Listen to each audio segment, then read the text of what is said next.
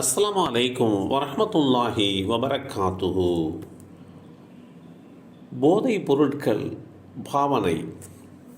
வாயில் பின் ஹுஜர் ரலியல்லாஹு அன்ஹு அவர்கள் அறிவித்தார்கள், அல்லாஹுடைய தூதர் ஸல்லல்லாஹு அலைஹி வஸல்லம் அவர்களிடம் தாரிக் பின் சுவைத் ரலியல்லாஹு அன்ஹு அவர்கள் மது தயாரிப்பதை பற்றி கேள்வி எழுப்பினார்கள். அப்போது நபி ஸல்லல்லாஹு அலைஹி வஸல்லம் அவர்கள் மது தயாரிப்பதை தடை செய்தார்கள் அல்லது அதை வெறுத்தார்கள்.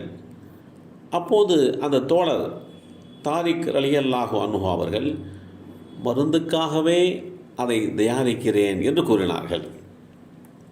அல்லாஹுடைய தூதர் ஸல்லல்லாஹு அலைஹி வஸல்லம் அவர்கள் போதை தரக்கூடிய அது மருந்து அல்ல, நோய் என்றார்கள்.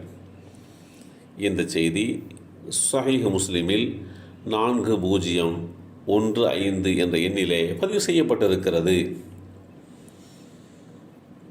உலகளாவிய ரீதியிலே மதுபானம், புகையிலை, அபின், ஹெராயின், கஞ்சா, பான் மசாலா, பெத்தனால் ஊசி, போதை தருகின்ற இன்ஹோலர்கள் என பலதும் இன்று போதைப் பொருட்களில் அடங்கிவிடுகின்றன.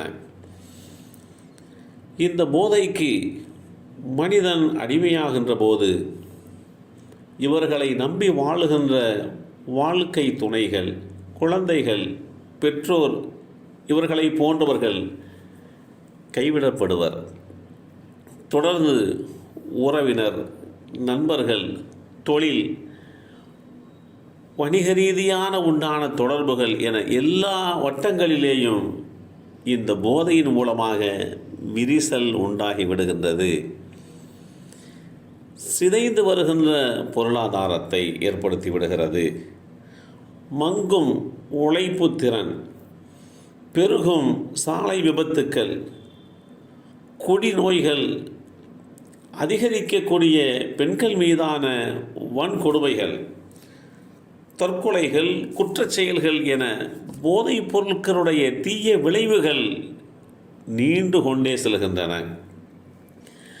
பெண்களுக்கு எதிரான 85% குற்றங்களுக்கு காரணமாக அமைவது இந்த மது என்று தேசிய குற்றவியல் ஆவண காப்பக அறிக்கை தெரிவிக்கின்றன.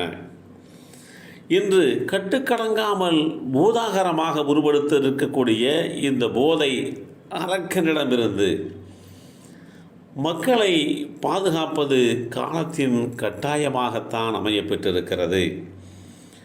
அல்லாஹுடைய தூதர் ஸல்லல்லாஹு அலைஹி வஸல்லம் அவர்கள் அதிகமாகவும் குறைவாகவும் போதையை ஏற்படுத்தக்கூடிய ஒவ்வொன்றுமே ஹராமாகவும் தடை செய்யப்பட்டதாகும் என்று தெளிவுபடுத்தியிருக்கிறார்கள். இவ்வாறு சந்தேகத்திற்கு இடமில்லாத தெளிவான வரையறையை இஸ்லாம் வழங்குகின்றது. அதிகம் சாப்பிட்டால்தான் போதை தரக்கூடிய பொருள். அப்படி அதிகம் சாப்பிட்டால் போதை தரக்கூடிய பொருளில் குறைவானதும் தடுக்கப்பட்டதுதான் என்று அல்லாஹுடைய தூதர் ஸல்லல்லாஹு அலைஹி வஸல்லம் அவர்கள் தெளிவுபடுத்தியிருக்கிறார்கள்.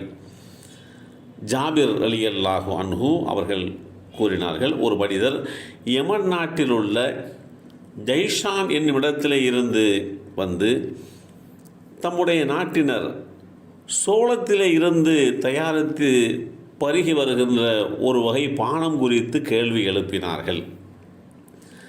அல்லாஹுடைய தூதர் ஸல்லல்லாஹு அலைஹி வஸல்லம் அவர்கள் அந்த பானம் போதை அளிக்கக்கூடியதா என்று கேட்டார்கள். ஆம் என்று அந்த தோழர் பதில் சொன்னார்.